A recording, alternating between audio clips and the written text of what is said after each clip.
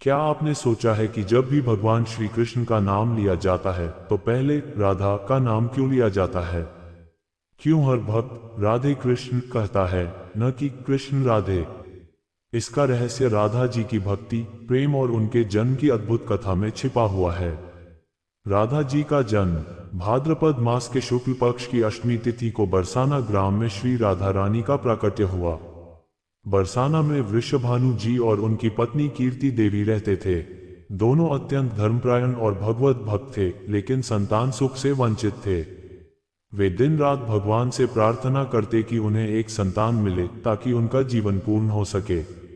एक दिन वृषभानु जी यमुना तट पर स्नान और सूर्य पूजा कर रहे थे। तभी उन्होंने देखा कि जल पर एक सुंदर कमल का फूल तैर रहा है और उस पर एक दिव्य बालिका विराजमान है। उस बालिका का मुखमंडल अलौकिक प्रकाश से दमक रहा था। वृषभानु जी ने इसे ईश्वर की कृपा माना और उस बालिका को अपने घर ले आए। कीर्ति देवी ने उसे अपने हृदय से लगा लिया और बड़ी श्रद्धा से पालन पोषण करने लगी। यही दिव्य बालिका राधा रानी थी। आंखें बंद रखने का रहस्य। राधा जी जन्म से ही अपनी आंखें बंद किए हुए थीं। माता पिता ने अनेक उपाय किए पर उनकी आंखें नहीं खुली। सभी सोचने लगे कि यह कोई साधारण बालिका नहीं है। उसी समय नंदगांव में भगवान श्री कृष्ण का जन्म हुआ। वृषभानु जी अपनी पुत्री राधा को लेकर नंद बाबा के घर जन्मोत्सव में पहुंचे।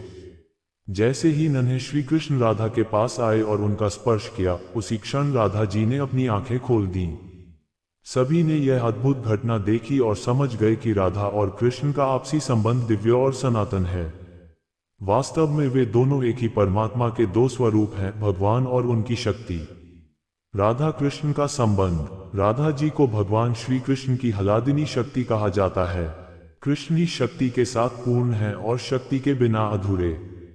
इसलिए राधा जी को कृष्ण की आत्मा, उनका जीवन और उनकी दिव्य प्रेरणा माना जाता है। यही कारण है कि भक्ति में राधा को सर्वोच्च स्थान दिया गया है। संत जन कहते हैं कि श्री कृष्ण तक पहुंचने का मार्ग राधा जी से होकर गुजरता है। यदि राधा जी प्रसन्न होती हैं, तभी कृष्ण भक्त पर कृपा करते हैं। यही कारण है कि भक्तगण सदैव श्री राधे का नाम पहले लेते हैं। राधा जी का भक्ति स्वरूप। राधा जी का प्रेम किसी भी सांसारिक आकर्षण पर आधारित नहीं था। उनका प्रेम पूर्णतः निष्काम और समर्पण पूर्ण था। उन्होंने कभी श्री कृष्ण से कुछ मांगा नहीं, केवल उन्हें पाना और उनके चरणों में समर्पित रहना ही उनका ध्येय था। इसी कारण राधा जी का नाम भक्ति मार्ग में सर्वोच्च माना गया है। उनकी भक्ति यह संदेश देती है कि ईश्वर तक पहुंचने का मार्ग धन, तपस्या या बल से नहीं, बल्कि केवल निस्वार्थ प्रेम और पूर्ण समर्पण से संभव है। राधा अष्टमी का उत्सव। राधा अष्टमी के दिन विशेष पूजा अर्चना और व्रत का आयोजन होता है। भक्त उपवास रखते हैं, राधा कृष्ण की झांकियां सजाई जाती हैं और मंदिरों में भजन कीर्तन होते हैं। बरसाना, वृंदावन और मथुरा में इस दिन विशेष उत्सव होता है।